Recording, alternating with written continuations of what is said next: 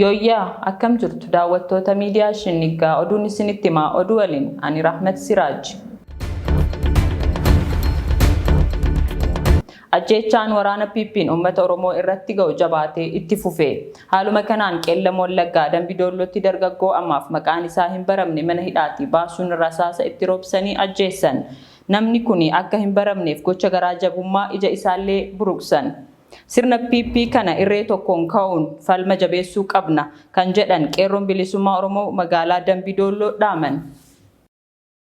Waboon zoonii kibbaa wareertuu 6 ajjeesee 8 madeessuu beeksise.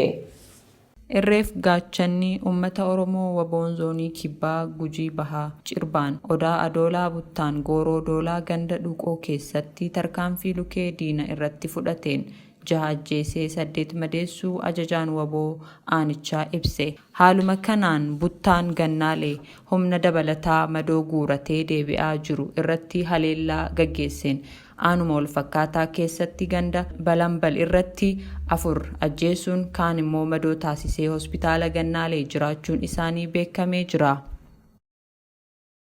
Beellamni dabalataa hiraarfamoota Oromoo galmee Jaaliyaasoo Kabbabaa jalatti argaman irratti ammas qabame.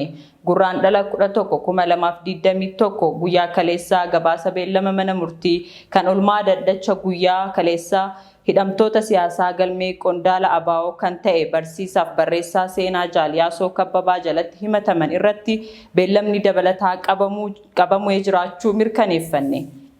Hiraarfamoota Oromoo sababa siyaasaaf hidhamaniin jiran kan galmee Yaasoo Kabbabaa jalatti himataman kaleessa mana murtii Caffee Tuumaatti dhiyaatanii jiru. Dhaddacha kaleessaa abbaan alangaa ragaa qorannoo tika biyyaalessaa irraa dhiyeeffachuu dabalataan qorannoof ammas akka beellamni kennamuuf gaafate guyyaa 15 beellama irratti fudhachuu mirkaneeffanne.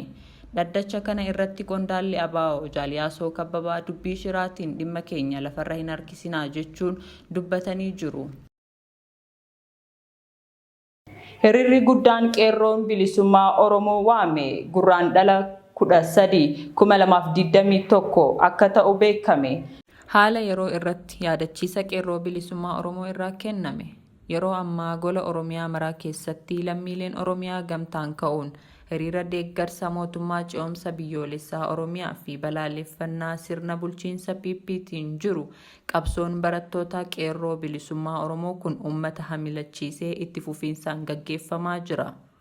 Lammiileen Oromiyaa biyya isaanii keessatti nagaan akka jiraatanii fi filannoo fakkeessaan dura mootummaan ce'umsa biyyoolessa Oromiyaa akka dhaabbatu hidhamtoonni siyaasaa haalduree tokko malee akka hiikaman haqni ajjeechaa artiistaa Haacaaluu Hundeessaa qaamoo labaan akka qoratamu ajjeechaa fi gochaaleen suukaneessaa Oromiyaa keessa haa dhaabbatu kanneen jedhan gaafii ijoodhaan hiriirri eegalame guyyaa 8ffaa irratti kan argamu yoo ta'u hanga gaafiin gaafataman hundi lakkaa'amanii deebi'anitti itti fufa. Lammiileen Oromiyaa qabsoo taasisnu keessatti wareegama kaffaluu waan jiraati.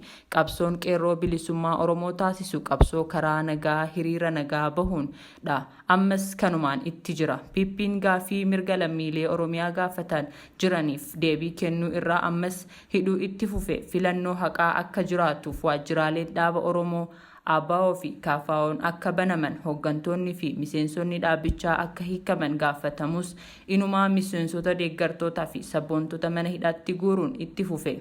Kanaaf gochi akkanaa Piippiin hamilee kutachuu kan argisiisu ta'uu hubachuun qabsoo eegalame karaa nagaa naamusa qabuun jabaannee akka itti fufnu yaadachiisa hiriira kana boodaas ta'ee amma taasifamaa jiru qaama hiriira deeggarsa mootummaa ce'umsaa biyyoolessaa Oromiyaaf mormii sirna bulchiinsa Piippii ta'u jabeessinee hubachiisna. Qeerroo bilisummaa Oromoo irraa. Daawwattoota keenya oduulee sa'aatii kanaaf qabanne kan hanga ammaa turanii qophiilee afaan waliin turtii gaarii.